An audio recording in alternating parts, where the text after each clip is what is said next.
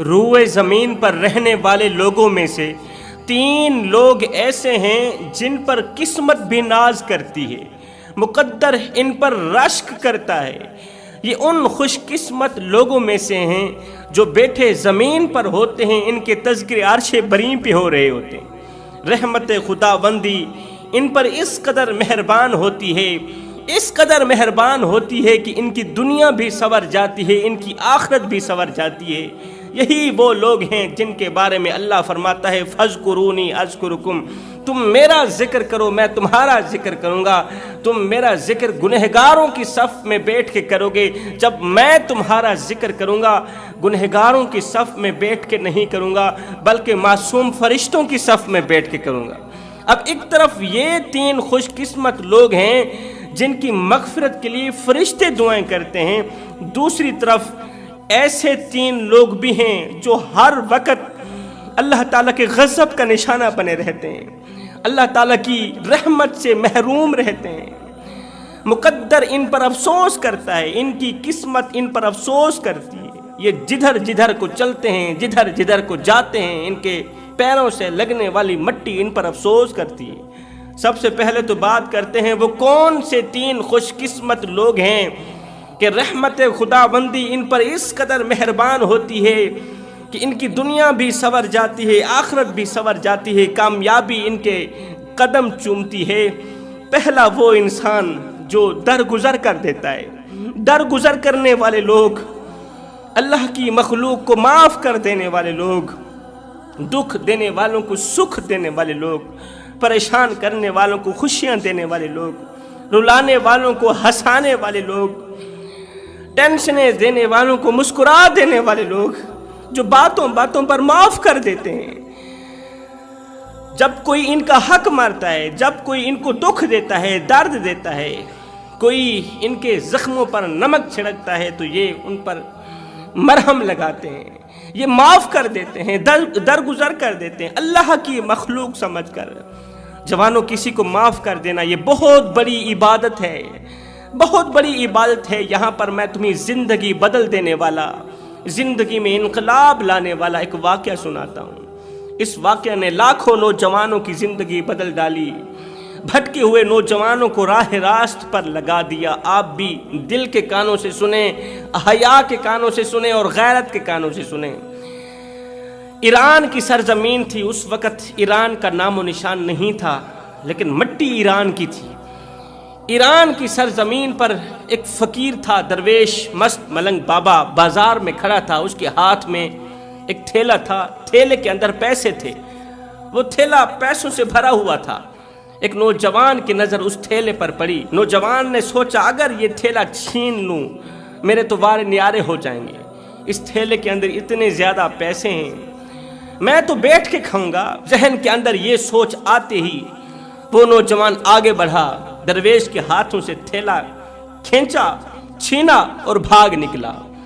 بھاگتے بھاگتے شہر سے باہر نکلا۔ جیسے ہی شہر سے باہر نکلا تو اچانک اس کی آنکھوں کے سامنے اندھیرا سا چھانے لگا، اسے چکر آنے لگے، آنکھوں کے سامنے اندھیرا چھانے لگا، اسے یقین ہونے لگا کہ میں نابینا ہو گیا ہوں۔ آنکھوں کی بینائی جاتی رہی، اندھا ہو گیا، نابینا ہو گیا، آنکھوں کے سامنے اندھیرا ہی اندھیرا ہے، پکا یقین ہو گیا کہ میری بینائی چلی گئی۔ وہیں بیٹھ گیا رونے، زارو قطار روتا چلا جا رہا ہے، ہائے بزرگ نے مجھے بد دعا دی ہے، میں نے چھوٹی سی غلطی کی ہے، میری چھوٹی سی غلطی پر بزرگ نے اتنی بڑی بد دعا دی ہے کہ میری بینائی جاتی رہی۔ میرے چھوٹے چھوٹے بچے ہیں، کس طرح کما کر بچوں کو کھلاؤں گا، زندگی کس طرح گزاروں گا، میں آنکھوں سے معذور ہو بیٹھا بزرگ کی بد دعا کی وجہ سے۔ 2-4 آدمی اسی راستے سے گزرے، اس نوجوان کو روتے ہوئے دیکھا تو پوچھ ہی لیا، نوجوان آخر کس چیز نے تجھے اس قدر رونے پر مجبور کیا، کس چیز نے تجھے اس قدر چیخنے اور چلانے پر مجبور کیا؟ اس نوجوان نے کہا نہ پوچھو بھائیو، میں نے چھوٹی سی غلطی کی ہے، ایک درویش کا پیسوں سے بھرا تھیلا کھینچا ہے، چھینا ہے، میں نے چوری کی ہے، میری چوری پر مجھے اس قدر بڑی سزا دی گئی ہے، درویش نے مجھے بد دعا دی اور میری آنکھیں بینائی سے محروم ہو بیٹھی۔ میری آنکھوں سے بینائی جاتی رہی، میری آنکھوں کے سامنے اندھیرا ہی اندھیرا ہے، میں رو رہا ہوں، چیخ رہا ہوں، چلا رہا ہوں۔ اب ان لوگوں نے اس نوجوان کو پکڑا، چلتے ہیں فقیر کے پاس، تجھے لے جاتے ہیں جس کا تو نے تھیلا چھینا ہے، پیسے چھینے ہیں، جا کر اس کے آگے فریاد کر، معافی کی بھیک مانگ، معافی کی خیرات مانگ، اگر اس نے تجھے معاف کر دیا تو ہو سکتا ہے تیری بینائی واپس آ جائے۔ اب ان لوگوں نے اس نابینا کی مدد کی، اندھے کی مدد کی، اس نوجوان کو اٹھایا، شہر لے گئے، اسی جگہ پر جا پہنچے جہاں پر اس نے بزرگ کا تھیلا چھینا تھا، اسی جگہ پر جا پہنچے، دیکھا وہ بزرگ وہیں بیٹھا ہوا تھا، بزرگ وہیں بیٹھا تھا، اللہ کی یاد میں مصروف تھا، اللہ اللہ کرنے میں مصروف تھا۔ تو یہ نابینا نوجوان گیا، بزرگ کے پیروں پر بیٹھ گیا، بزرگو مجھے معاف کر دو، مجھے معاف کر دو، میں نے چھوٹی سی غلطی کی ہے، چھوٹی سی غلطی پر مجھے نہیں پتا تھا کہ اتنی بڑی سزا دی جائے گی کہ میں آنکھوں سے معذور ہو جاؤں گا، میں بینائی سے محروم ہو بیٹھوں گا، میری آنکھوں کے سامنے اندھیرا چھا گیا ہے، مجھے کچھ نظر نہیں آ رہا، میری بینائی جاتی رہی، میں نے آپ کا تھیلا چھینا، چوری کی، خدا را مجھے معاف کر دو، آپ نے اتنی بڑی بد دعا دے دی۔ اللہ والے بھی بھلا بد دعائیں دیتے ہیں، اللہ والے بھی کسی کو اتنی بڑی بد دعائیں دے کر ان کا ستیہ ناش کرتے ہیں۔ میرے چھوٹے چھوٹے بچے ہیں، اب میں کس طرح کماؤں گا، انہیں کھلاؤں گا، فقیر مجھے معاف کر دے، یہ لے اپنا تھیلا۔ فقیر نے کہا، او بھائی تو کیا کہہ رہا ہے، میں نے تو اسی وقت تجھے معاف کر دیا تھا جب تو نے میرے ہاتھ سے میرے پیسوں سے بھرا تھیلا مجھ سے چھینا تھا، کھینچا تھا نا، جب تو بھاگ رہا تھا میں نے تو اسی وقت بھی تجھے معاف کر دیا تھا۔ یہ سن کر لوگ حیران رہ گئے، حیرانی کے عالم میں گم سم ہو کر لوگوں نے کہا، بابا جی آپ کیا کہہ رہے ہیں، پیسوں سے بھرا تھیلا، اتنا بڑا قیمتی تھیلا چور چوری کر کے بھاگ رہا ہے، تو بجائے اس کے پیچھے بھاگنے کے، تھیلے کو بچانے کے، اپنا حق لینے کے، الٹا تو نے اسے معاف کر دیا۔ کس طرح تو نے معاف کیا، کس وجہ سے معاف کیا، کس سوچ کی بنیاد پر آپ نے معاف کیا؟ تو اس بابا جی کا جو جواب ہے نا، وہ دل کے کانوں سے سنے، زندگی بدل دینے والا جواب ہے۔ اس بابا جی نے کہا کہ میرے ذہن میں خیال آیا، میں نے علماء سے سنا ہے، علماء فرماتے ہیں کہ رسول کریم صلی اللہ علیہ وسلم نے فرمایا قیامت کے دن جب تک میرے آخری امتی کا حساب و کتاب کلیئر نہیں ہوگا میں جنت میں داخل نہیں ہوں گا۔ رسول کریم صلی اللہ علیہ وسلم کا فرمان عالی شان ہے کہ قیامت کے دن جب تک میرے آخری امتی کا حساب کتاب کلیئر نہیں ہو جائے گا نا، میں انتظار کروں گا، جب آخری جنتی جنت میں جائے گا میں بھی اسی کے ساتھ جنت میں جاؤں گا، جب تک میرے آخری امتی کا حساب و کتاب کلیئر نہیں ہو جائے گا میں جنت میں داخل نہیں ہوں گا، میں انتظار کرتا رہوں گا، ہائے میں انتظار میں رہوں گا، انتظار کرتا رہوں گا۔ بزرگ نے کہا میرے ذہن میں خیال آیا کہ یہ جو چور میرا تھیلا چرا کر بھاگ رہا ہے، میرا تھیلا چھین کر بھاگ رہا ہے، اگر میں نے اسے معاف نہ کیا تو قیامت کے دن اس کا مقدمہ اللہ کی عدالت میں پیش کیا جائے گا، اس کا مقدمہ اللہ کی عدالت میں پیش کیا جائے گا۔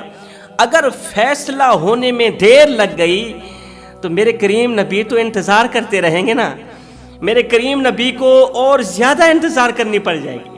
اگر فیصلہ ہونے میں دیر لگ گئی تو میرے کریم نبی کو اور زیادہ انتظار کرنا پڑے گا کہ اس کا حساب و کتاب کلیئر ہوگا تو میں جنت میں جاؤں گا۔ بھائی میں نے اسے اس لیے معاف کر دیا، اسی وقت اس لیے معاف کر دیا کہ نہ تو اس کا مقدمہ عدالت میں پیش ہو اور نہ ہی تو میرے کریم نبی کو انتظار کرنا پڑے، نہ تو اس کا مقدمہ عدالت میں پیش ہوگا اللہ کی عدالت میں، اور نہ ہی تو میرے سونے نبی کو انتظار کرنا پڑے گا۔ میں کوئی ایسا کام کرنا پسند ہی نہیں کرتا، میرے کام کی وجہ سے میرے سونے نبی کو انتظار کرنا پڑے، وہ نبی جو میرے لیے دن رات روتا رہا، دن رات ایک کر کے روتا رہا، میری مغفرت اور میری بخشش کے لیے، میرے مقام کی بلندی کے لیے۔ میرے نبی نے میرے لیے پتھر کھائے، جس نبی نے میرے لیے دکھ برداشت کیے، درد برداشت کیے، 3 دن بھوک کاٹی، 3 دن کی پیاس کاٹی، کس کے لیے؟ میرے لیے۔ رب حبلی امتی، اللہ میری امت کو معاف کر دے، ہے جوانو، میرے کریم نبی نے فرمایا تم کافر تھے، میں نے تمہیں مسلمان بنایا، تم حیوان تھے، میں نے تمہیں انسان بنایا، تم جہنم کی طرف جا رہے تھے، میں نے تمہیں جنت کا راستہ دکھایا، تم جہنم میں گر رہے تھے، میں نے تمہیں پکڑ کر جنت کا وارث بنا دیا۔ ہے سردیوں کی لمبی راتیں میں مصلی پہ روتا رہا، ساری رات تڑپتا رہا، قیام میں کھڑا رہا، یہاں تک کہ میرے قدم سوج گئے۔ فرمایا او نادان، تو سوتا رہا، میں محمد روتا رہا، تو دنیا کے مزے لیتا رہا، میں محمد تیرے لیے تڑپتا رہا، سجدوں پہ سجدے، گریا پہ گریا۔ لیکن رات کا جب وہ وقت آیا جب خدا کی رحمت پہلے آسمان پر اترتی ہے، جب اللہ آواز دیتا ہے، میرے بندے بول کیا بولتا ہے، میرے بندے مانگ کیا مانگتا ہے، فرمایا جب وہ وقت آیا پوری رات سجدے میں نے کیے، پوری رات قیام میں نے کیے، پوری رات رکوع و سجود میں نے کیے، لیکن جب اللہ کی طرف سے کچھ مانگنے کی باری آئی، میں نے اپنی بات ہی نہیں کی، میں نے اپنا ذکر ہی نہیں چھیڑا، اپنے خدا سے کچھ مانگتا رہا ہوں تو تمہاری بخشش کے لیے دعا ہی مانگتا رہا ہوں۔ تو پہلی چیز معاف کر دینا، معاف کر دینے والے لوگ، درگزر کر دینے والے لوگ، یہ وہ لوگ ہیں جو بیٹھے زمین پر ہوتے ہیں، ان کے تذکرے عرش بری پہ ہو رہے ہوتے ہیں۔ دوسرا عادل حکمران، سیدنا علی المرتضیٰ شیر خدا کرم اللہ وجہہ الکریم سے پوچھا گیا حضرت ہمیں بتایا جائے اچھا حکمران کون ہے اور برا حکمران کون ہے، اچھا حکمران کون ہے اور برا حکمران کون ہے؟ جناب سیدنا علی المرتضیٰ شیر خدا نے فرمایا جو حاکم رات کو اٹھ کر قوم کے لیے دعا کرے اور قوم اس کے لیے دعا کرے، یہ دنیا کا اچھا حکمران ہے، یہ عوام کے لیے اچھا حکمران ہے۔ اور جو حاکم قوم کو گالیاں دے، قوم کے لیے برا سوچے اور قوم حاکم کے لیے برا سوچے، عوام حکمران کو گالیاں دے، وہ برا حکمران ہے۔ ایک حکمران، ایک حاکم، ایک بادشاہ اس وقت تک اللہ تعالیٰ کے حوالے ہوتا ہے جب تک وہ عوام الناس کے لیے اچھا سوچتا ہے، عوام الناس کے لیے اللہ سے رو رو کر دعائیں مانگتا ہے، قوم کی بھلائی کے لیے اللہ سے رو رو کر دعائیں مانگتا ہے، قوم کی پریشانیاں ختم کرنے کے لیے اللہ سے دعائیں مانگتا ہے، ہر وقت اللہ رسول کا نام لیتا ہے۔ اس وقت تک ایک بادشاہ، ایک حکمران اللہ کے حوالے ہوتا ہے، لیکن جب وہ قوم پر طرح طرح کے ظلم برسانے لگتا ہے نا، جب وہ قوم کا بیڑا غرق کرنے لگتا ہے نا، جب وہ قوم کے لیے اچھا نہیں سوچتا، اس وقت یہ اللہ تعالیٰ کے حوالے نہیں رہتا، اللہ تعالیٰ اسے نفس امارہ کے حوالے کر دیتا ہے۔ انسان کے اندر جو نفس امارہ ہے نا، اللہ تعالیٰ اسے اس کے نفس امارہ کے حوالے کر دیتا ہے۔ وہ نفس امارہ اس کی دنیا بھی تباہ و برباد کر دیتا ہے، اس کی آخرت بھی تباہ و برباد کر دیتا ہے۔ تو دوسرا انسان عادل حکمران، عادل حکمران بیٹھا زمین پر ہوتا ہے، اس کے تذکرے عرش بری پہ ہو رہے ہوتے ہیں۔ تیسرا انسان صدقہ دینے والا، صدقہ کرنے والا۔ اب بات کرتے ہیں وہ کون سے تین لوگ ہیں جو ہر وقت اللہ تعالیٰ کے غضب کا نشانہ بنے رہتے ہیں، اللہ تعالیٰ کی نفرت کا نشانہ بنے رہتے ہیں، رحمت خداوندی سے محروم ہو جاتے ہیں، ہر وقت ان پر لعنت برستی رہتی ہے۔ یہ جدھر جدھر کو جاتے ہیں، چلتے ہیں، پھرتے ہیں، ان کے پیروں سے لگنے والی مٹی انہی بد دعائیں دیتی ہے، قسمت ان پر افسوس کرتی ہے۔ وہ کون سے تین لوگ ہیں؟ نمبر ایک، وہ لوگ جو اذان کی آواز سن کر بھی، اللہ کا بلاوا سن کر بھی، دن میں 5 مرتبہ اللہ اپنے بندے کو مسجد میں بلاتا ہے، اللہ تعالیٰ کا بلاوا سن کر بھی وہ مسجد میں نہیں جاتے، اللہ کے حضور اپنی پیشانی نہیں جھکاتے، اللہ کے حضور سجدہ نہیں کرتے، سبحان ربی الاعلیٰ کی تسبیح بیان نہیں کرتے۔ اللہ اکبر۔ سیدنا ابوبکر صدیق کا دور تھا، آپ کے دور میں ایک شخص کا انتقال ہوا، ایک شخص فوت ہوا، اس کا جنازہ پڑھنے کے لیے صفیں بنائی گئیں، قطاریں بنائی گئیں، میت کو سامنے رکھا گیا، اللہ اکبر، میت سامنے پڑی، پیچھے صفیں تیار ہو رہی، صفیں سیدھی ہو رہی ہیں۔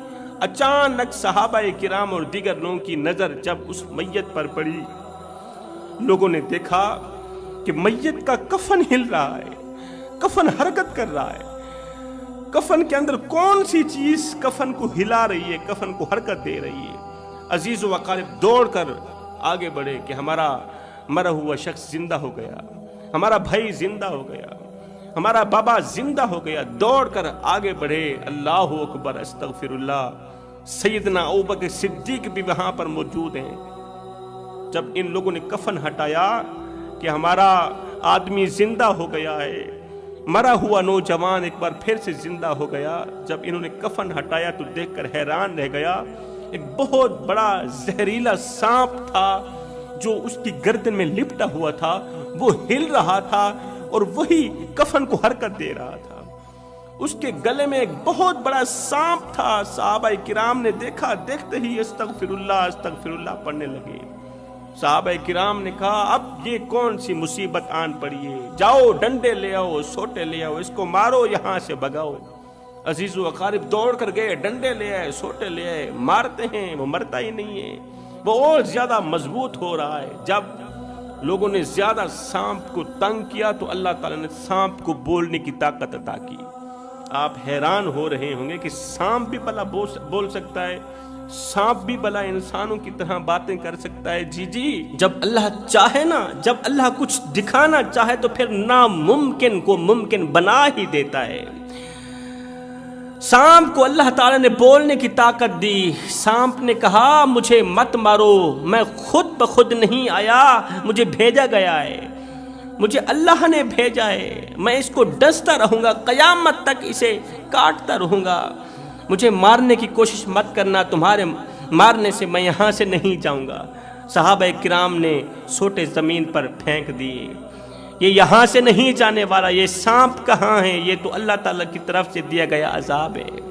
اب سوچ میں پڑ گئے کہ آخر اس نے کون سے ایسے گناہ کیے تھے دنیا میں، کون سا ایسا جرم کیا تھا کہ یہ بدبخت ابھی قبر میں نہیں گیا کہ پہلے سے ہی اس پر عذاب مسلط کر دیا گیا ہے، دنیا میں ہی عذاب شروع ہو گیا ہے۔ آخر یہ کون سا ایسا جرم کیا کرتا تھا، کون سے ایسے گناہ کیا کرتا تھا؟